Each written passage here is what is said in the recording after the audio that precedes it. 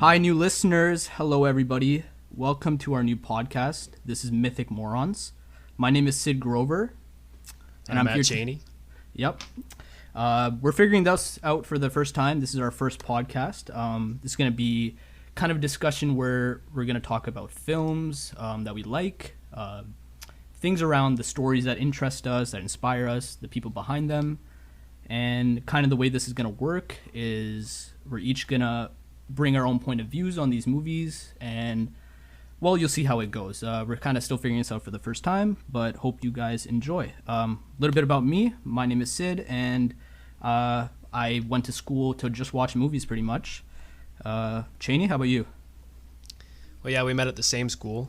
We kind of just were in the same res building, and then we ended up watching a bunch of movies together. So we kind of, bonded over that. We realized that, hey, we like talking about movies a lot. We think we have not necessarily important things to say, but we think we have some insightful things to say about movies. So we figured might as well just record it and see what happens. We spend hours talking about movies anyways, so yeah, might talking, arguing, all that, So yeah, arguing. Why not? Sure. Yeah, exactly. Why not share a little bit of that with you guys? But hopefully, we can show you guys some new films that maybe you haven't seen or heard of. Show you guys some new perspectives on movies, or just any kind of things in general that we end up talking about.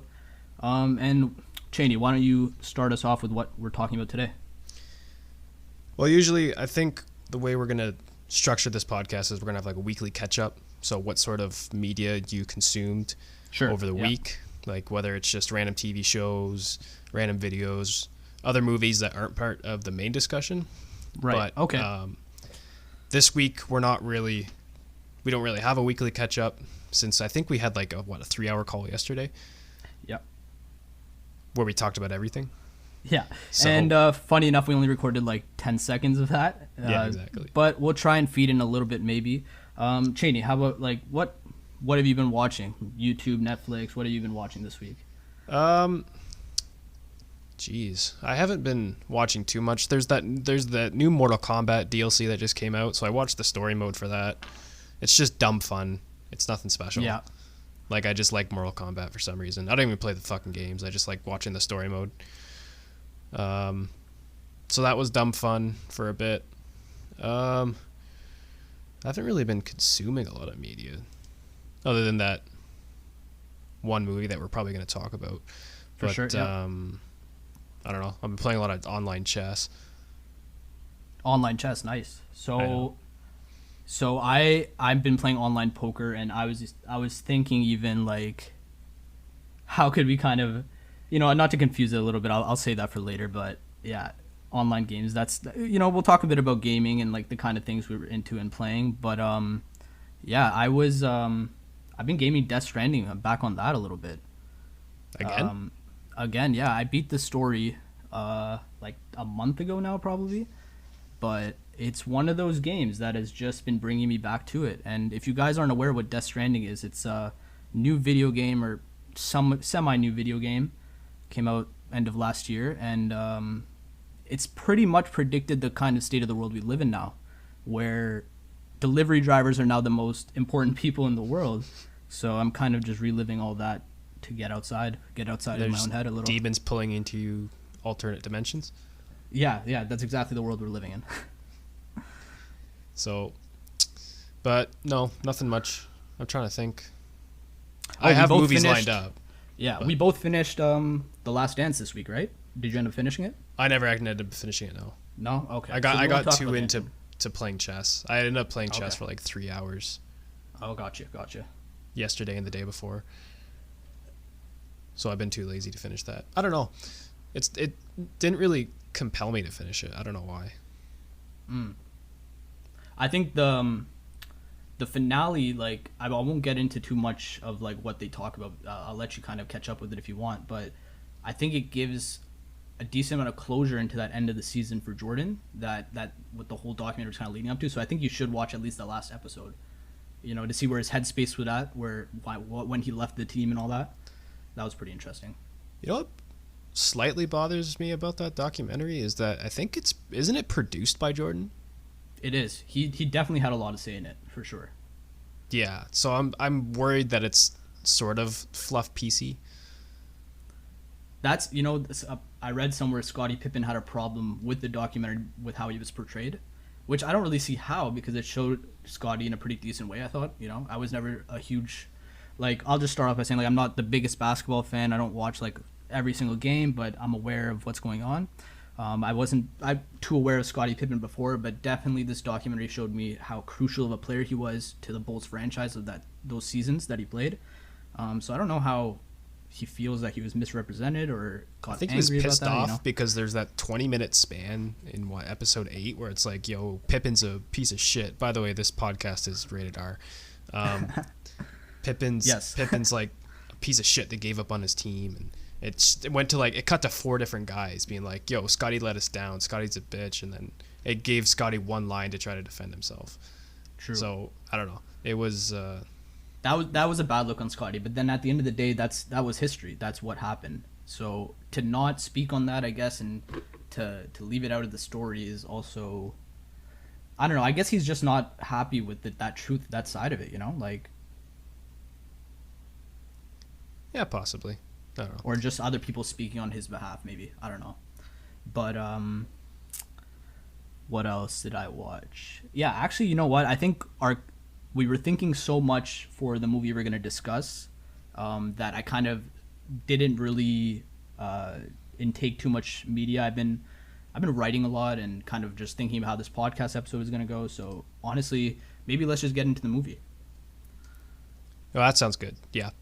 Yep. I think we talked about a lot yesterday too, so that we kind of got that out of the way. Maybe we should have saved some of that, but oh well. It's okay. But yeah, for the movie, I don't know how long it was ago, but I watched a movie called Arctic. It was the directorial debut of Joe Penna, also known as Mystery Guitar Man on YouTube. Throwback to, mid 2000s YouTube, OG YouTube. And it's starring your boy Mads Mikkelsen, also my Mads, boy. Bro. Yes. I don't know. Have you watched Hannibal? I saw a couple episodes in the beginning, but I never got too deep into it. I think it's because I never watched the movie. I still haven't seen that film.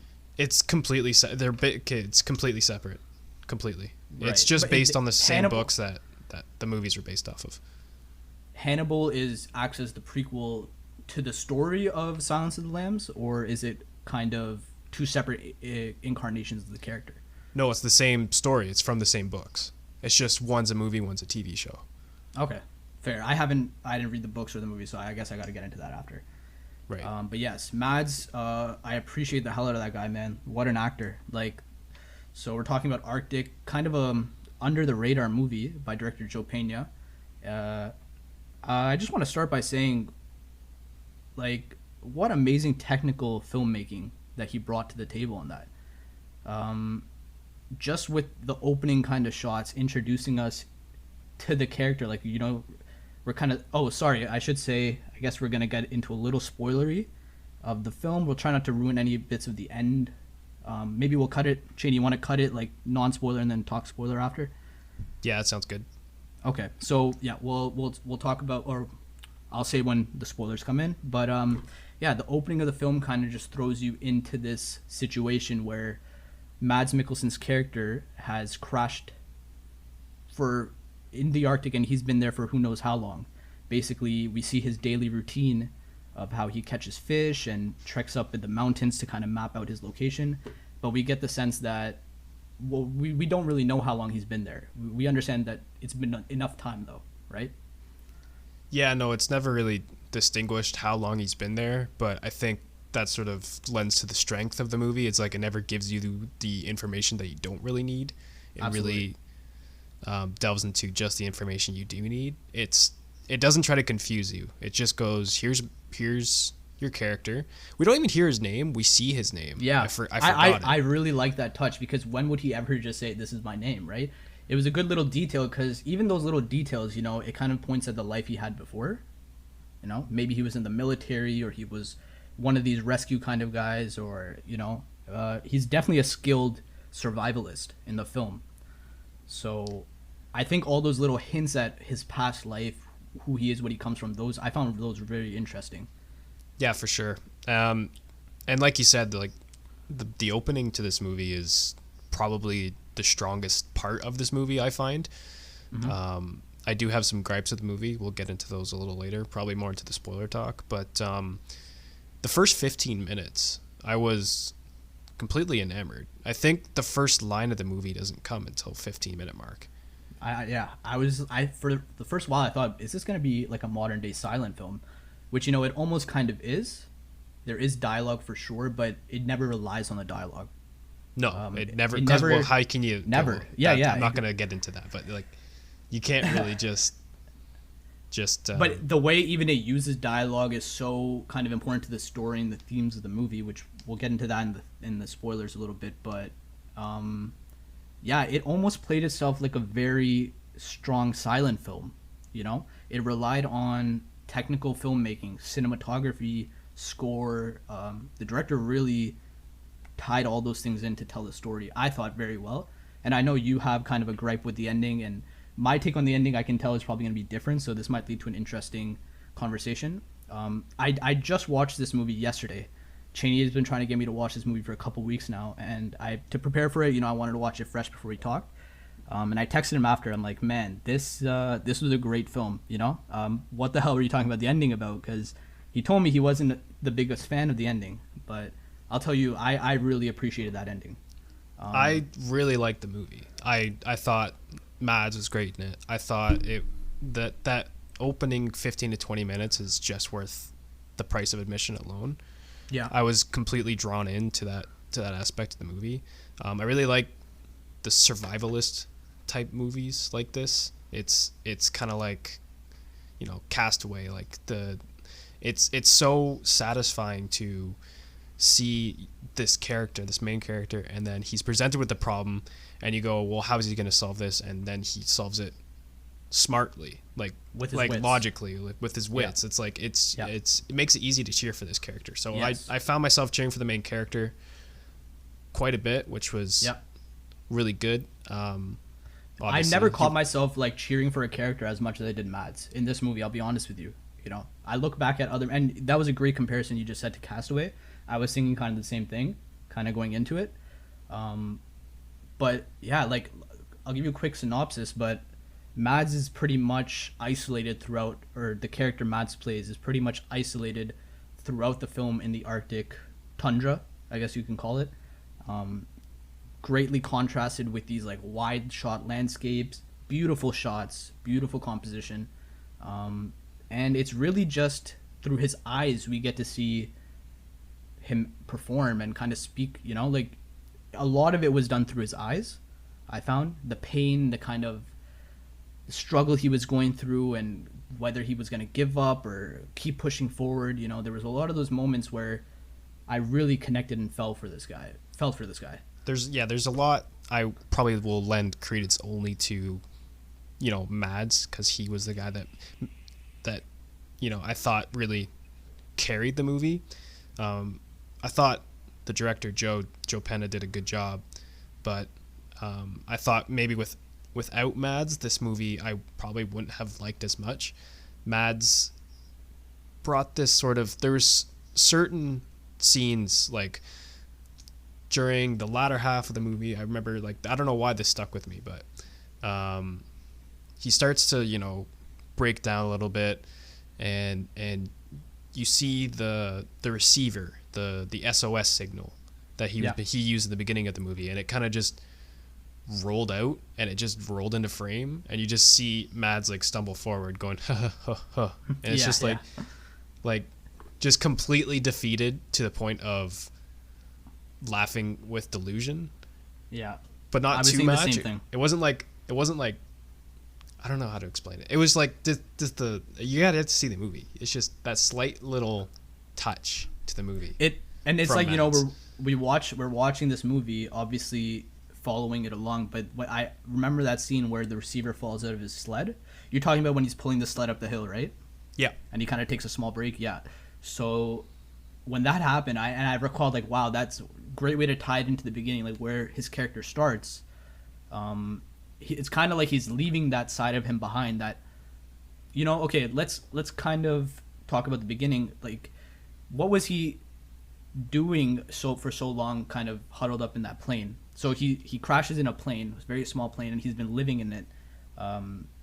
And he does ice fishing and has these ice fishing kind of multiple ice fishing posts set up, I guess. So you can see that this has been a routine of his for a while. And it asks the question, like, did he ever try and leave before? Did he get comfortable? Did he give up?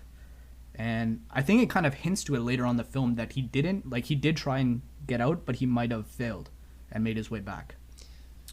I don't know if you caught that. That's what I thought happened in the movie is that he didn't know where to go because he didn't have a map of the region. So I'm not sure why he didn't have a map. So what was the map that he had? What was the map that he was taking the whole time? He got that from the helicopter. His own made? No, the one before the helicopter. You know how when he was in the beginning climbing the hills and he was making the ticks? Oh, yeah, he was just mapping his surroundings. And then he used the map of his surroundings and compared it to the map from the helicopter that he found. I see. So, yeah, he very much strongly relies on his wits in this movie. Yeah. I think but that's one of the strongest... first gripes of the movie, though, is... Sure. I don't know why he didn't have a map. It's like maybe that wasn't important, but like I wanted to know why he didn't try to leave. Okay, do you want to get into a little bit of spoilers so we can talk specifics? Yeah, I really want to get into spoilers and talk specifics. Okay. Yep. So basically the inciting incident, I guess, in the film is when a helicopter spots him off in the distance, and during this time there's a huge storm coming in, right? And Mads's character. What's his character's name again? I feel like we shouldn't call it Mads. I don't know. I'm just gonna call him Mads because it's some German name and I can't pronounce it. Right. Okay. And we might even be butchering Mads' name, so apologies for that. If anybody knows the correct name, then please let us know. But or correct way to say the name. But yeah, Mads' character was for sure waiting for this rescue to come during the storm, and the helicopter crashes. Doesn't make it to him and it crashes, and it almost looks like for a second it's turning back on him. You know, that moment I was really like, holy shit, they're just gonna leave him like that. And I didn't see the crash coming when the helicopter crash lands. That was a great kind of moment where there was unpredictability. You know, you would think, okay, maybe this is a movie where humanity is like not with each other anymore, or like kind of gives up on each other or something like that. And I was really trying to figure it out in the beginning, but so the helicopter crashes and Mads makes his way to the helicopter, finds two bodies in there. The pilot he finds is already dead, and there's a woman in the passenger seat who is unconscious but looking responsive, I guess, and he takes her back to his plane, his crash site, to try and, I guess, give her some medicine or try and heal her wounds, right? Correct, yeah.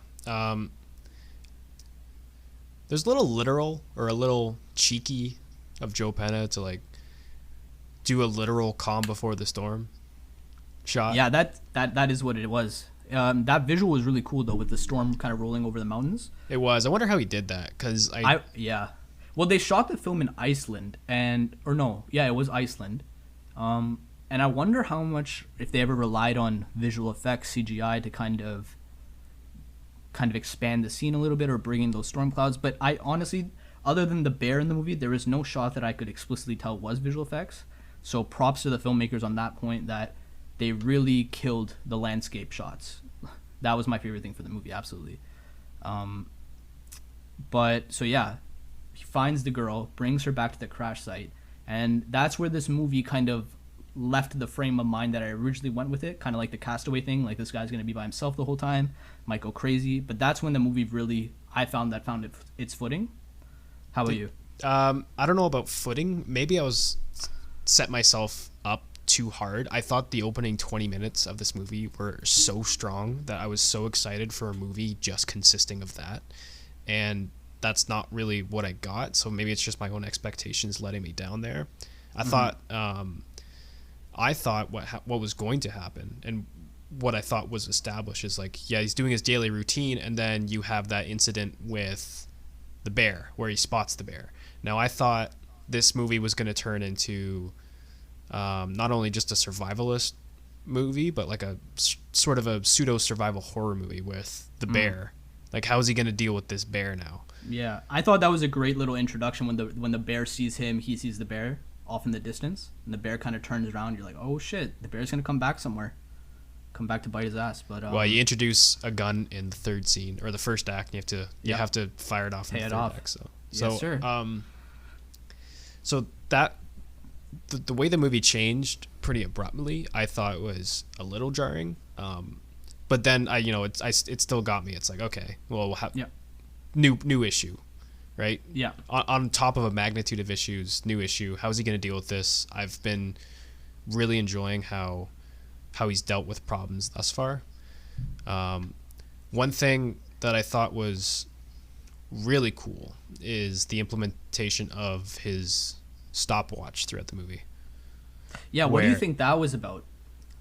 So like the stopwatch of like early on, again just showed his reliance on the daily routine, and like when she came in and he had to, I forget what sort of errand he had to run for her, but he had to run an errand, and then his stopwatch goes off again, which normally would signal his routine to go use the SOS signal on top of the mountain.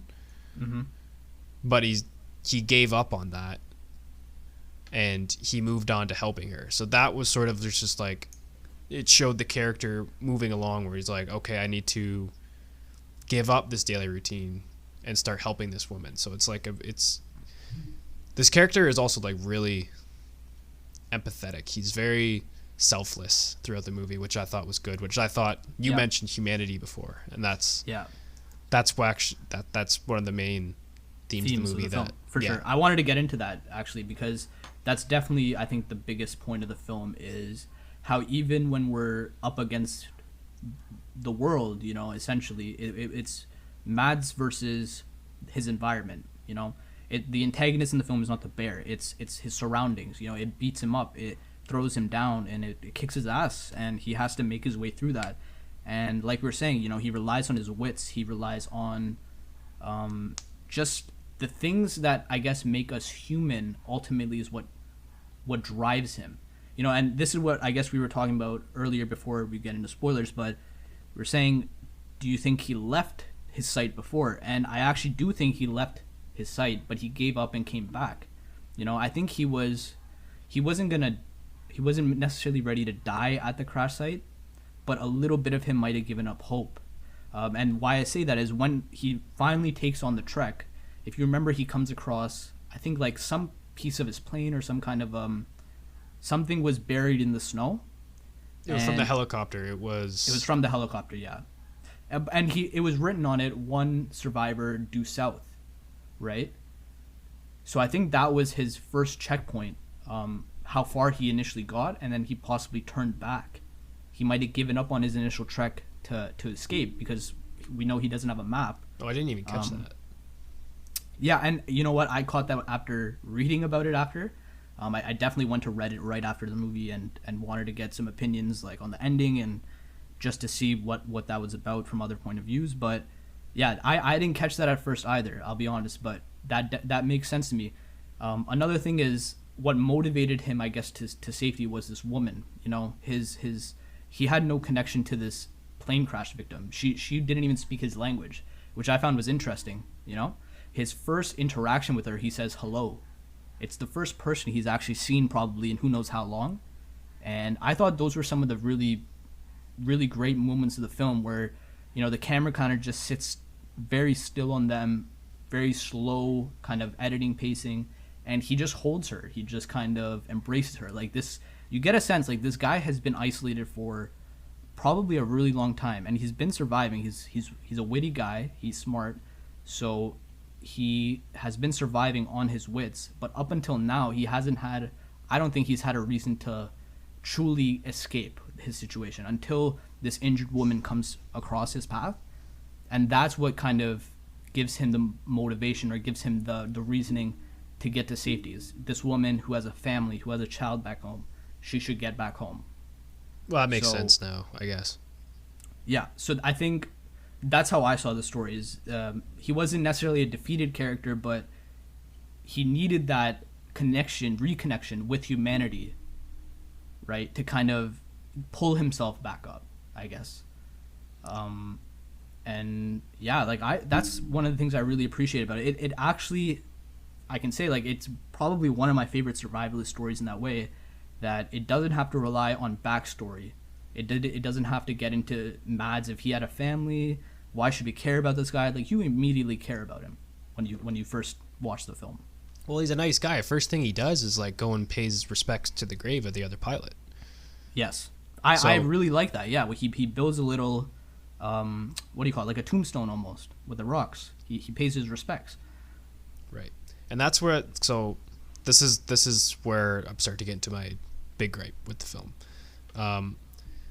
So I thought just like all those things you pointed out, and many other things throughout the film, I thought the main thesis of the film, if you will, like the main argument that the filmmaker Joe Penna was trying to make was, despite the harsh conditions, despite being set with overwhelming odds against the environment, it's you should prioritize keeping your humanity.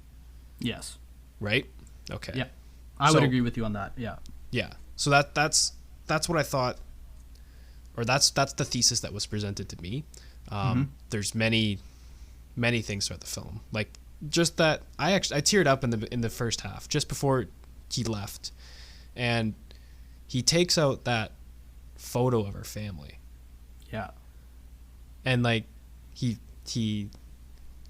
puts a crease in it so it can stand up, and like just he goes to leave, but he makes sure that when she wakes up, that's the first thing she sees. So he puts his head next to hers to like check the angle to make sure that when she wakes up, that's like, and there's so many small things, so many small little details like that really, drive home what I find the point of this movie is that, preserve humanity, right? Yeah. You don't want to lose that no matter what, right? Yeah. It might be easy.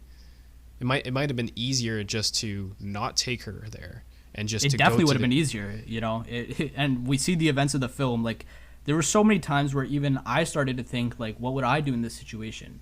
And we'll get into the ending a little bit, but yeah, there's so many points where I would have thought, just leave her at this point, save yourself. She's a lost cause, she's injured, she has a wound, and in those conditions, you could die at any time pretty much with a wound like that. Yeah, it's shown throughout much of the film that she becomes more and more of a burden. You have that hill that he can't get over with her, so he has to choose a new route that takes days longer. Yeah. He's trying to avoid a fucking polar bear, and she just coughs. And next thing you know, this guy has to fend off. Like, could you imagine how fucking traumatizing that is? That polar bear scene. Are you situation. talking about the polar bear scene? Yeah, man. That, and it shows his performance really shined in that. I was trying to read that in a couple different ways. The scene in the beginning where he's about to kill the fish, when he's right in the beginning opening. Yep. He's pulling out the fish from his lines. There was a moment there that I caught me off guard, but that kind of set the tone almost for where this movie was going. But he holds the fish in his hand and just kind of stares at it for a second while it's squirming, and no dialogue, no nothing. It's all through performance, but you get a sense that he feels bad that he's about to kill this fish. He feels guilty that he's doing this to another animal. I think that speaks on him as a character. Like, I'll just kind of visualize how the scene went, but it starts off in a close-up on Mads and the fish, and when he kills the fish, it pulls back to this extreme wide shot of just a man kneeling down, like, everything else around him is this bleak white with jagged rocks coming up from the mountains. Like, it was this very harsh picture, but a very sad kind of moment. Even though he has to do this to survive, it felt like out of necessity, and it felt like he did feel a little bit of guilt for that fish. And I think that comes back to the bear a little bit. After he kind of throws the flare towards the bear's face, he looks very distraught at the end of that moment.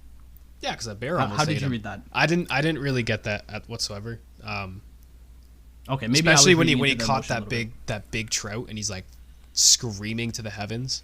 Yeah, right? So I don't think he was too bad about the animal thing. I just think that when a polar bear is trying to eat you, and like he was scared shitless. Yeah, that was another part of it. Yeah. So, but yeah, like despite her being a burden, despite her making him take a day-long path that almost gets him eaten, right? He doesn't give up on her until, and this is where I think the movie starts to slip. And I understand from a character's perspective, like why he obviously would, like he thought she was like definitely done for, so he just goes. This was near the end of the film.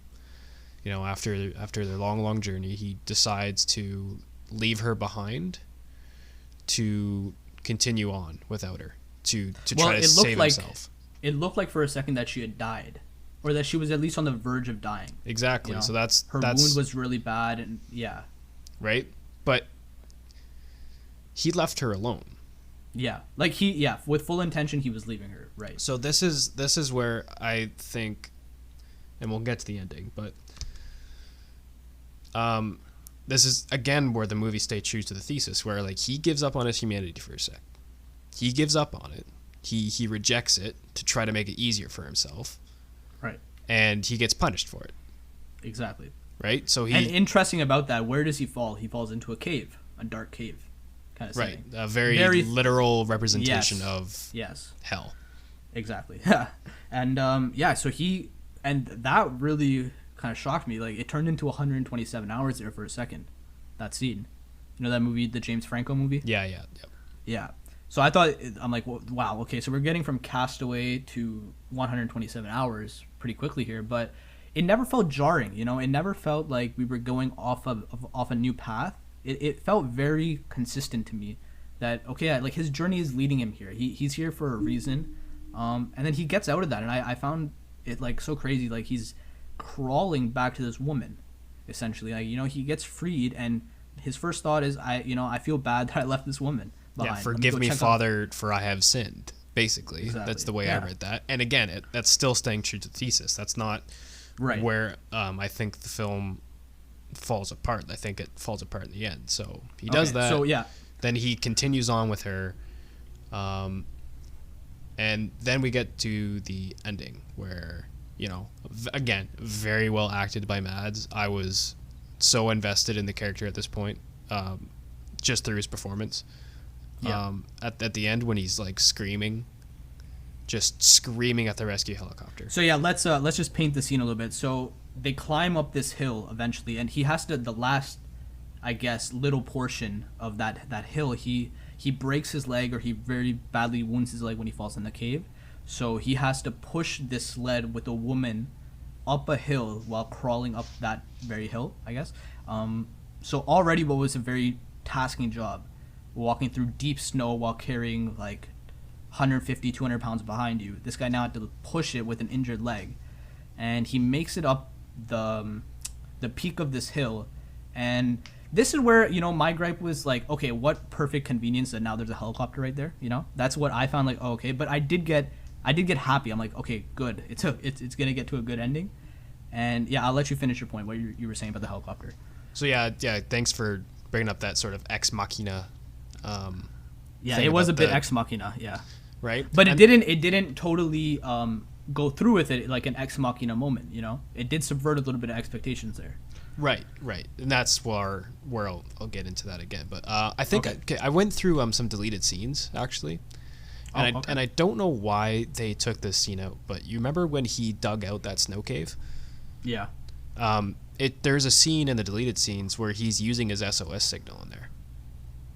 Inside the cave. Yeah, he's using his SOS signal in there, and he gets a blip that there's an SOS helicopter out there, and then he runs out and he screams out to the heavens like, "Come on!" Like, where? Yeah. So I guess know, that would have made it less ex machina, I guess, right? Exactly. So I don't know why. I don't understand the decision to cut that out of the movie. You could have it was like a 3-minute long scene.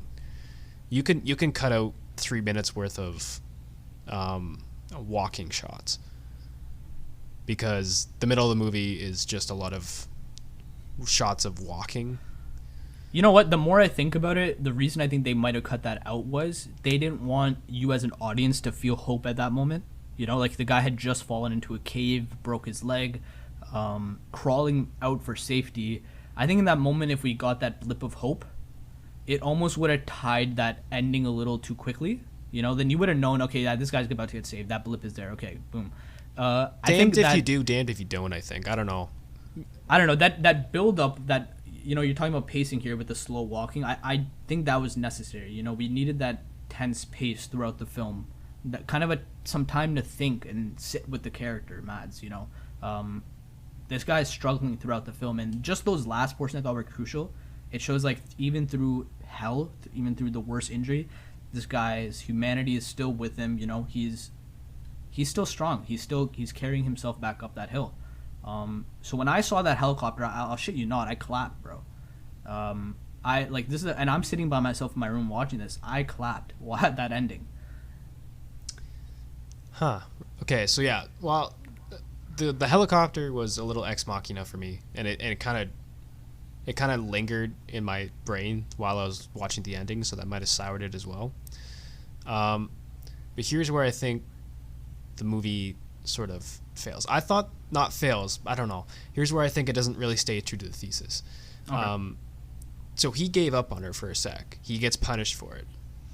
I didn't think he got. I know this sounds harsh. I didn't think he got punished enough. Okay, when the helicopter first showed up, I thought, okay, it's Ex Machina. They're going to turn around, they're going to see him, and then I'm going to be happy. So if they just did that, I thought I would have enjoyed the ending.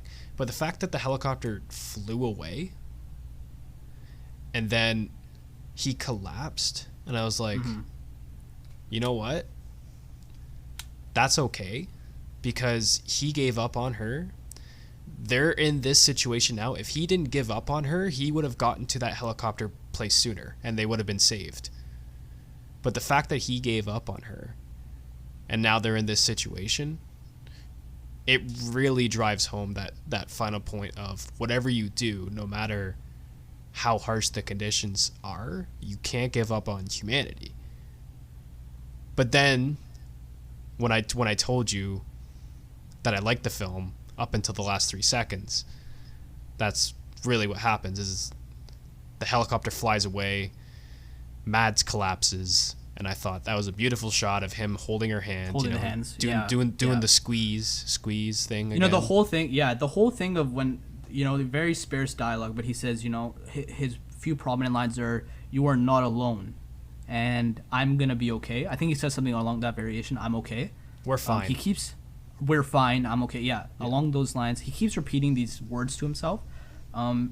It's a little bit about life, you know. It's like you gotta pull yourself out of that rut, you know. Like, this guy's by himself. The only other company he has is this dying woman and a polar bear, and he keeps telling himself, "I'm gonna be okay. I will be okay. We're fine. You're not alone." You know, that moment of hope, which brings out his humanity, is this woman coming into his life. That now he's not alone. And, you know, I thought that was an extremely beautiful shot where he takes the jacket off himself, right? Starts burning it. This is his last flare, his last sign of hope, I guess. Like, at that point, he was ready to die. At that point, you know, he knew he gave it his all. So when he lies down, he knows he gave it his all, and he's not alone. He was content at that moment. Yeah, and that's why I would have been content with his death at that moment. See, but that's where it leaves it open to you. We don't know if he's alive or if he dies. We don't know but if the they fact are that alive if they die. that helicopter, I don't like that like the fact that so he lies down, they did that beautiful shot, helicopter flies away, and then for whatever reason, the last 3 seconds you just hear the helicopter and it lands, and I'm like, So I thought it was going to subvert the ending for me in a really meaningful way. But I thought, you know, they subverted my subversion, and it was just, I guess it was really disappointing for me. Again, like how the beginning of the movie was sort of disappointing for me when the helicopter crashed, on how this movie isn't gonna be what I think it is, but, you know, I'm still along for it. And then I got to the ending where I'm like, if they do this ending, it will be one of my favorite movies this year. that I've watched, and they. Mm-hmm.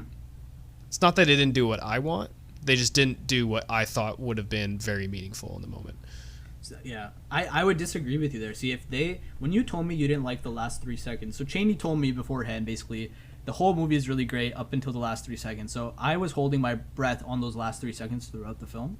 I'll tell you that right now. Like, I'm thinking, like, what's gonna happen? Like, something crazy is gonna happen. Like, a volcano's gonna erupt, or this guy's gonna get shot. Like, something out of the blue that would lead you to not like it. But I think, like, in a survival movie like this, you need to have a good ending. You need to have some kind of hope at the end, or some kind of a line, like, like, what I kind of like about it is it's not a happy ending, because we don't know if he's dead, but we do know he got this woman to this hospital where she can now get medical assistance, get back to, like, she can get resuscitated or whatever, and get back to her family. I think that was his purpose throughout the film, and he accomplishes that. His life at the end of it was almost kind of to the side, like, he put himself to the side, and he accomplishes a mission by saving this woman, or at least that's how I read it. We don't know for sure if he dies or if the woman dies, but there is like a 30 seconds of empty space before the helicopter lands, so we can assume that once they get in the helicopter, they might resuscitate him and he comes back to life, and all good, happy ending. But like you're saying, the 3 seconds disappointed you. I think it would have disappointed me a lot more if that helicopter didn't land and it just closed on those two guys holding hands, or the two people holding hands. At that point, I wouldn't have clapped. I would have been, fuck, really? Like, where's that hopeful ending? Where's that, we're gonna be okay? And I don't want to pander to the point that all movies have to have good endings or hopeful endings, stuff like that. But in a survival movie, when you're kind of with this character for so long, feeling his pain, feeling his struggle, you want him to kind of have a little bit of like, hey man, you did it. Like, you accomplished what you set out to do. Good job. A little pat on the back. That's why I clapped, because the ambiguousness aside, it gave me the hope that in my mind I could continue the story forward.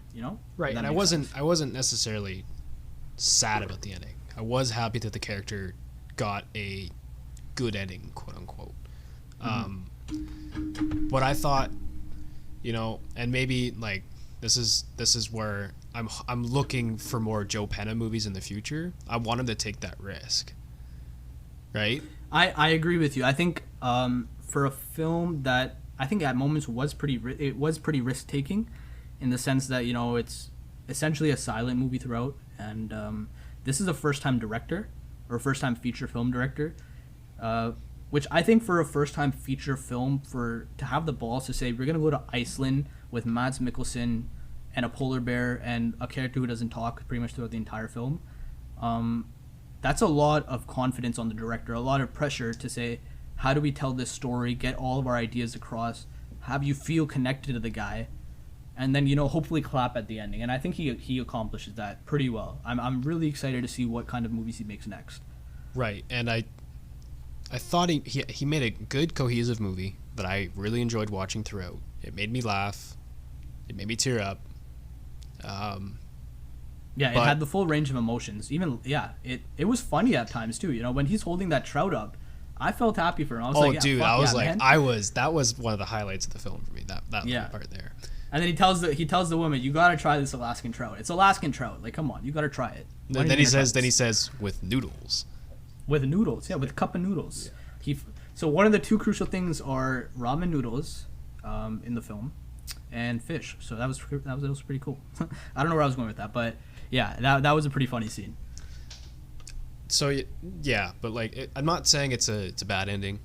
I'm just saying you don't think it held up to what it was setting. But yeah, I'm wondering, we're kind of expand on that. Like, how do you think it kind of bailed out on the story he was telling, or the theme that it set up? Like, what in that last 3 seconds failed itself to you? So, if he didn't give up on her, like he was supposed to, in that one moment, they would have been saved. So the fact that when I thought he wasn't going to be saved, when I started to rationalize that, I was like, okay, that makes sense, because he gave up on her. And because he gave up on her, because he renounced his humanity for that second, like he hadn't been throughout the movie. He had been keeping it no matter what, no matter the cost. He was extremely empathetic to humanity, to his fellow man. So the fact that he gave up on it, and he got punished severely with his broken leg, but I thought, while I was rationalizing as the helicopter is going away, I said, okay, that just makes a lot of sense. And I gave Joe Penna like the balls for making a bittersweet ending. Because but what would be bittersweet about that? Like, at the end of the day, if what you're saying would have been the ending, then it's like saying all of that was for nothing. Well, it's like he lost his life, but not his humanity. Sure. Okay, I see that. But where you say if he didn't leave her and he would have survived, that wouldn't make for much of an interesting movie, because we wouldn't have seen how he's letting go of his humanity. He's letting go of this woman, and he's going off to do it by himself. Like, if we didn't get that kind of side of his character, I don't know if we would have felt as much for that ending. No, that's what I'm saying. I'm not saying he shouldn't have done that. No, but in the sense where you say like he should have been punished a little more, like, you could argue he was. We don't know if he survived or not. He could have died in that way. Like, you're right. If he had pulled it across, he wouldn't have broken his leg, and it could have been happy ending for the both of them. But since he kind of went down that road, falls in the cave, like, we see his wound on his leg, and they establish it early on, like, in these conditions with a wound like that, you won't necessarily survive very long. And all he did was put ice on it to stop the bleeding, and that was it.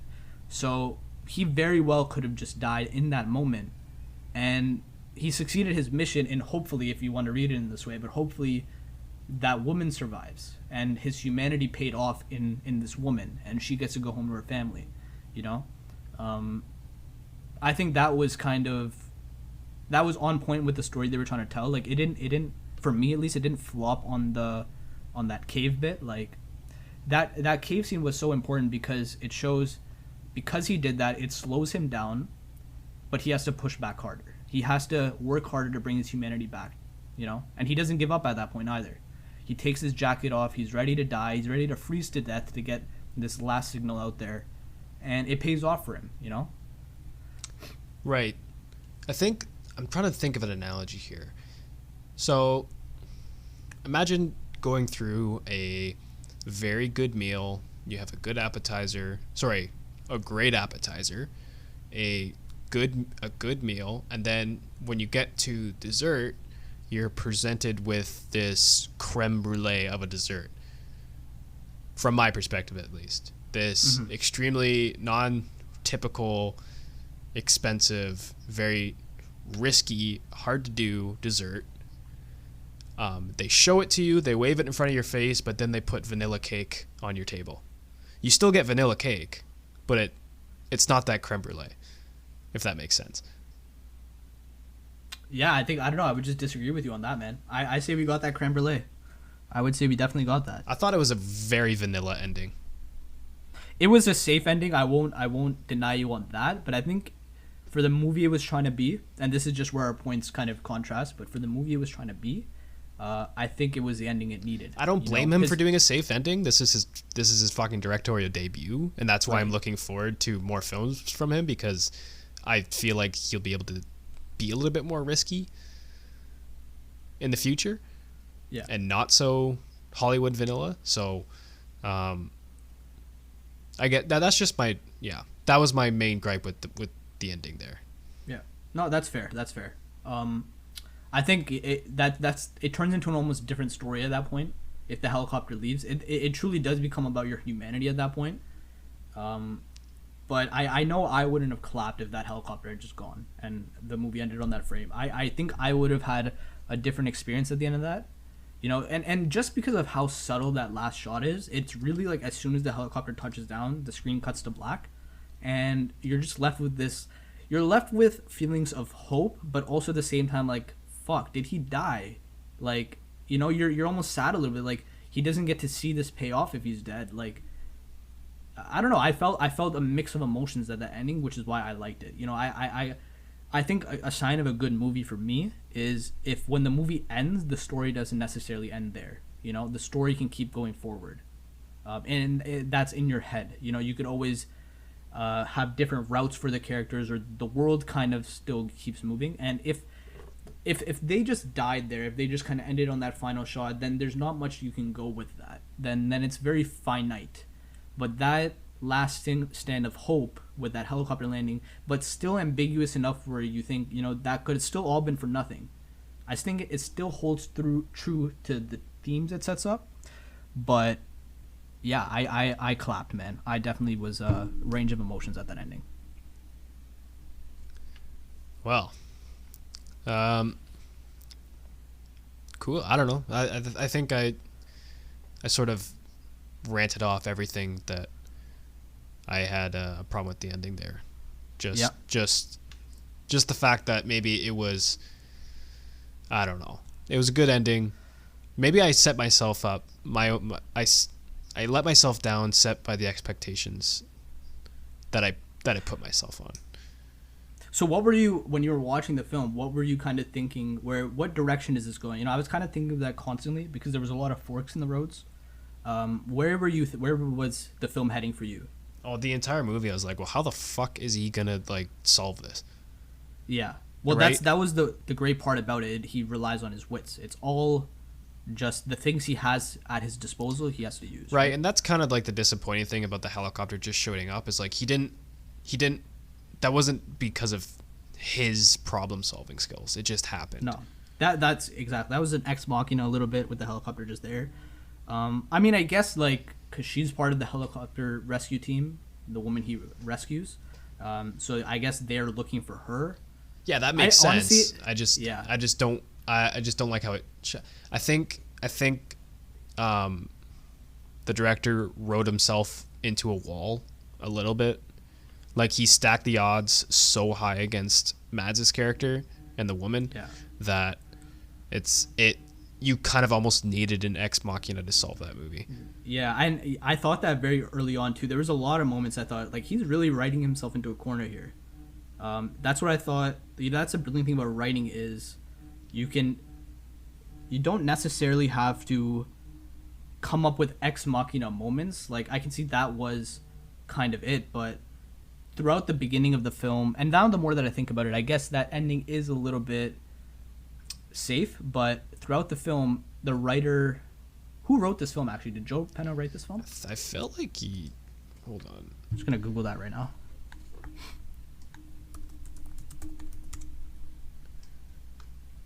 Yeah, so director Joe Penna and Ryan Morrison. Writer. Yeah, so it's, I don't know who Ryan Morrison is, but him and Joe Penna wrote. So he was involved in the writing, obviously. I thought there was like when the first helicopter comes and you like, that's where I thought, okay, wow, like ex machina moment here, you know, it's just coming, but then it crashes, and you know, that's like I said, that's where the story kind of begins. Is he doesn't give the protagonist everything he needs, but he gives him his motivation in that moment. You know, that was the creative thing about that I felt. That he sets up his motivation, the character's motivation, in a very creative way. Like, right. Despite it being like an unfamiliar environment to us, it's pretty much established that, you know, with the stopwatch and with showcasing his daily routine, that this is kind of, it's not a comfortable situation, it's a familiar situation to him. And introducing this unfamiliar situation sort of pushes him into that hero's journey circle there, that hero's journey arc. That's the quality of the adventure is the helicopter crash, which really forces him into the story. Yeah, because before that, we're really just thrown into the story and seeing this guy's routine. You know, he has no real, like, it's not really set up like this guy's trying to get out of his situation. It really establishes he's here and this is his life. Yeah, and actually, let me back that up. But he does try and get out because he's trying to make contact, right? Like he is trying to signal for a helicopter to come, but that's about the extent of it. So it is when this helicopter rescue crashes down, and he gets that sign of like, okay, yeah, you know, like we got to get out of here now. We really got to get out of here now. I don't know.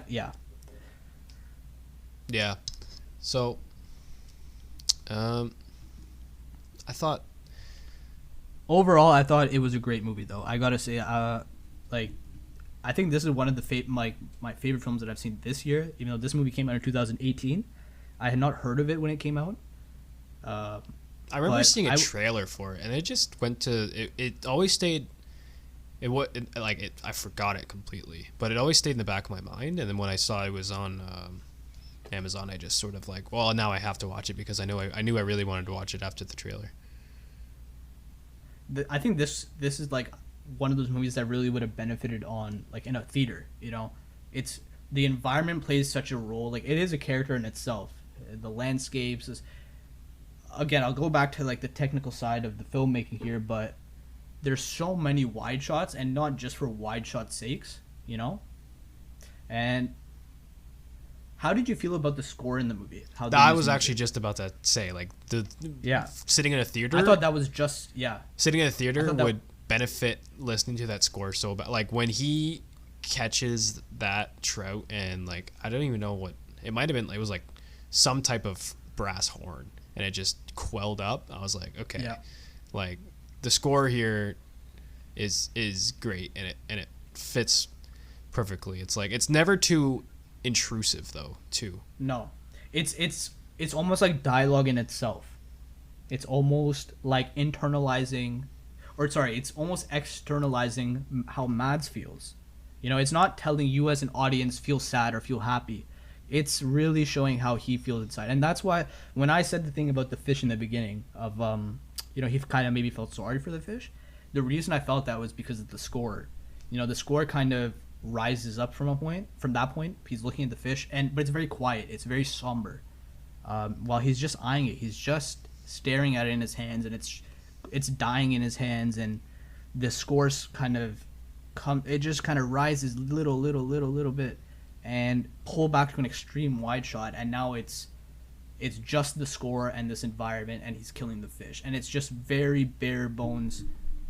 It was just very raw and brutal, you know. Now that you've jogged my memory, I think it was like he was disappointed that it was just so small, and this is his life now, and he just has to eat it. That's probably what it is, actually. Now that I think, maybe I'm looking too deep on the emotional side, but he's probably like, "Fuck, another tiny fish? Like, really? Yeah. I've been doing this shit for a week." Or maybe he's just fucking tired of fish. That's all he's been eating. Cold fish. Yeah, when he gets when the well, I didn't even know it had like 4 country flags on it, the helicopter. Mm-hmm. But anyways, when the Asian helicopter crashes, it was like some sort of Asian Arctic team with Korea, China, Japan, and I don't know, one other country. Anyways, they crash, and of course they have ramen cup noodles, and he just he rips it open, and he just shoves some noodles in his mouth, and he just has that little. Yeah, I love that, man. That was a great moment, because that reminds me, I'm not gonna lie, that reminds me of back to school days, back in uni. Obviously. Anytime I'd kind of like, I don't know if this is a normal thing or not, and I might just be painting myself as a super weird guy, but if I'm just like kind of lazy to cook ramen, I'll just crack that shit open and eat noodles raw, like exactly how he did it. So I found a really personal connection to that. I definitely felt him in that moment. Like, yeah, that was a really proud moment. I was like, I've been there, bro. I feel you, man. Like, just eat that shit down, bro. You're one of those guys, eh? Yeah, I guess so. You know, it's not bad. I'll be honest with you. It's pretty good. It's like chips. It's like eating chips. Well, you just too like what? You just way so too lazy? What I do is, well, I don't even want to say lazy. It's just like another way of eating it, I guess. I think, okay, this is what I'll say. It began with laziness, but then it slowly evolved into its own thing for me. So what I do is I'll crunch the noodles up in its packet, pour it into a bowl, sprinkle all the spices in it, and mix it up, and just like eat it kind of like chips or like popcorn. And everybody tells me like, man, you're gonna be like shitting for a while if you eat like that. And I'm just saying, like, you know what? When that time comes, then we'll face the music. But no, it's pretty good. No, like honest. Regular cooked ramen noodles, Mr. Noodles, is bad enough. I can't even imagine what that's like doing, coagulating in your stomach. Yeah, people have told me like I have like an iron stomach or something. I'm just not susceptible to, I don't know, raw food. You know what? That's something the movie never explored. How did Mads poop? We never saw that. Never saw that. He ate that ramen. That should have been an obstacle in the movie. That would have been cool to see, actually. Now that the more it would have been cool to see him poop, but no, it would have been cool because like taking your bare ass out in that environment would have been really shit. Like, sorry, the pun sucked there, but it would have been a really terrible situation to kind of just expose yourself like that. So I wonder really if he literally just shit his pants. I can't look at that movie the same way now because now he's now you just look at all the. I hate that you posed that question, man. Now the next time I see that, he's like waddling, like his steps make a little more sense now. Like those marathon runners that shit themselves. What? That's a thing, bro? Yeah. So you don't know about that? No. Okay. Is this happening? When you buy like marathon runner or long distance runner shorts, a lot of them come with little poop sacks in the back. I did not know that. It's like you put them on and there's a little sack that goes over your butthole area. So if you're running a marathon and you have to poop, you can just let it go. Well, I don't know how we got into such a poop conversation, but ramen. That's interesting. I'll keep that in mind for the next time I think about running a marathon. That's ingenuity right there. That's technological advancements at its finest. But overall, I don't really like giving letter or number grades for movies because it really depends on when I'm watching it. I don't know. Yeah, let's not rank movies like that. Let's not. I see a lot of people that say, "Oh, 8 out of 10 or 8+ movie." Like, I really enjoyed this movie. I would recommend this movie to people who just want to enjoy a movie. Like, if you like Castaway, you will like this movie. And if you want a movie where you kind of want some hope or just you want to sit through this emotional ride, this is a movie to watch. Right, and this movie also, I'd recommend this movie as well because it's, it just... I'm happy you recommended it to me, honestly. Thank you for telling me to watch it because I really like after watching it, I felt really happy. For some reason, like I was really, like I said, a sign of a good movie, like for me is I'll just go right onto the internet and start Googling everything I can about it. Yeah, same here. I went immediately to like deleted scenes and stuff like that. I wanted to learn more. I didn't even see that. Yeah. So I'm gonna go to. I definitely recommend this movie. It's a roller coaster in a lot of ways. I definitely think it drags in the middle a little bit to where like it just keeps piling on problems. You don't get those small triumphs like you do in the beginning. Like everything. But that's what makes it. I think that's what makes it special. The small triumphs really count. The trout, him catching the Arctic trout, that was a big moment. For the audience even. And that's why I think the beginning, I think, is the strongest. Like, would you agree the beginning is like the strongest portion? Like the first third, quarter to third. I would say right after I love the opening. I have no problems against the opening. I think my favorite parts was him figuring out. Actually, you know what? I really like the conflict of him deciding whether to carry on with or without the woman. I gotta say that's my favorite part of the movie, because when he comes back, he weeps, like he's crying. He feels so bad about what his actions were. I thought that was a really great moment. Yeah, but you know what? I agree with you. And this is the thing of a first-time filmmaker is, first acts are typically the strongest. Second acts are also strong, but third acts tend to be where films might fall a little bit, or they might lose their kind of what they're trying to say. And I wouldn't say that it loses itself in the third act. I think the third act is still strong. But, yes, it was slower. It was... it had the stakes, I guess. But you kind of, at that point, wanted him to get to his destination. Like, the journey had been long enough at that point. Yeah. So I'd recommend this movie just for the beginning. It does get a little depressing throughout the middle. Like it can really drag your mood down, and then depending on your personality, how you feel about the end. But definitely recommend this movie. And this was our first podcast, guys. We're gonna set up some social media, so hopefully by the time this comes out, we'll have an Instagram page up and running. And we'd really love for people who listen to this, they can interact with us. Talk about. If you guys watch the movie after, please let us know how you feel about it. If you agree with us, disagree with us, how is the ending for you?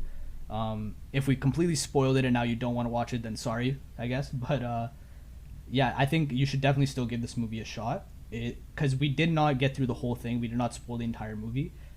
It's worth watching even still, just to kind of see the human spirit in its finest in that moment, you know. It's worth watching just for Mads' fucking performance. It was incredible. That too. That's Mads Mikkelsen can become your favorite actor after this movie. That's no doubt. He's up there for me now, you know. I really liked him in Death Stranding. He's in that game, and I loved him in that game, to be honest, actually. And watching him in this, it's really having me pay attention to him as an actor and what roles he kind of chooses now. Yeah. I'd recommend you start watching Hannibal on Netflix then. Yeah. How many seasons is that? It's three. Okay, not too long. 3 good seasons, like good seasons. Yeah. Okay. It's like, honestly, after Game of Thrones shit the bed, it's my favorite TV show. Have you watched Dexter? No, I haven't. No. I'm guessing I've watched scenes from Dexter because I've heard about it and I wanted to see like, you know, what's this whole thing about. It's very Dexter-like because one of the main characters, Hannibal, is a serial killer. So yeah. So yeah. So I think there's one thing we're gonna do throughout this podcast is we're not really gonna. It's like, I'm gonna say, assign homework, I guess. Sure. Well, let's not call it homework. No, that's what I'm saying. We're gonna basically kind of wrap it up by giving each other a movie suggestion to watch for the next episode. So Chady's gonna tell me another movie that I should check out, and I'm gonna tell him a movie, and then basically the next episode we'll discuss 2 movies. And in some situations, it might be a movie that Chady's never seen, and it might be a movie I've never seen. So it's gonna always bring these different viewpoints, first-time viewer kind of viewpoints versus experienced viewpoints. So it's gonna be interesting to see that dynamic, and we really hope you guys kind of interact with this podcast. You know, share your opinions on films that you would like us to talk about. We'd really love to see suggestions also. So Chady, what movie would you say you'd want me to watch for next week? So I'm gonna start diving, because I really want to rewatch No Country for Old Men, but I don't want to go into No Country for Old Men dry, if you know what I mean. No, like, I know that's sort of like a grotesque analogy, but I really want to. I know No Country for Old Men's like a very bitter twist on Western movies, so I'm gonna start diving into some more Western movies. So okay, the movie I'm gonna watch this week, I think it's on Amazon Prime for like no subscription, just it's on it. I'm gonna watch True Grit. Okay, I've not seen that yet. What's his name? Jeff Bridges. Yeah. Yeah. So I'm gonna watch True Grit. Okay, and so I put this on my Instagram page today, and it's really relevant, I think, to what the situation of the world is, without getting too much into politics and stuff. But the movie I would suggest to watch is this French film called La Haine.